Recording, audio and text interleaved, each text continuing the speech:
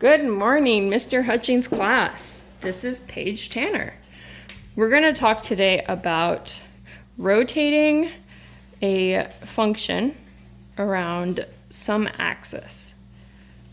So we can also call this, we're making revolutions.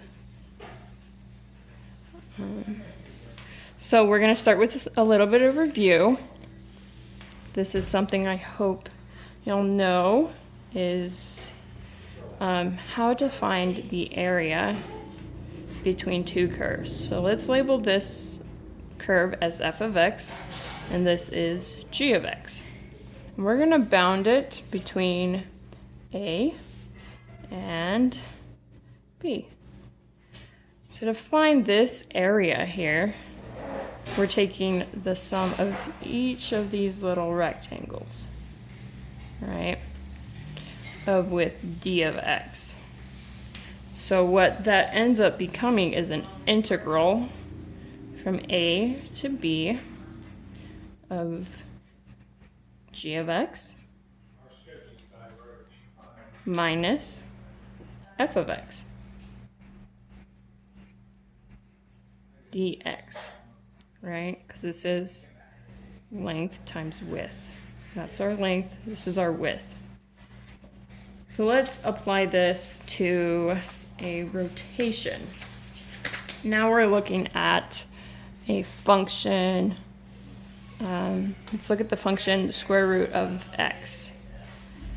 So this is our f of x is equal to square root of x. And we want to rotate this around 2, from 0 to 4. Okay, so 2, if we're bringing this out here, we're rotating this and it kind of becomes these bunch of little pancakes. And so what is our g of x? When we're trying to find the area of each of these pancakes summed together. So we're going to have an integral from 0 to 4, and our g of x is 2. So g of x equals 2. So 2 minus our f of x, which is dx, and then dx.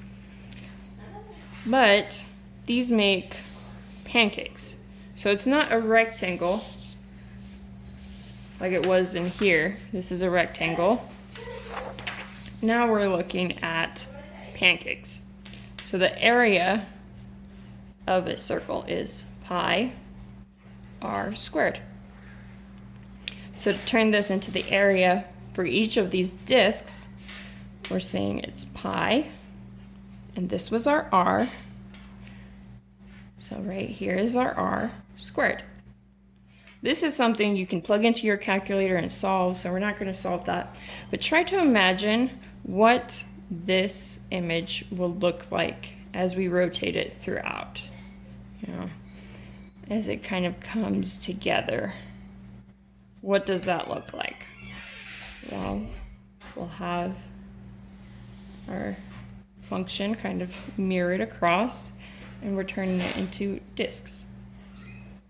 So it kind of becomes this scary looking cone that, if you step on it, it'll probably hurt. So this is rotations. Thanks for watching.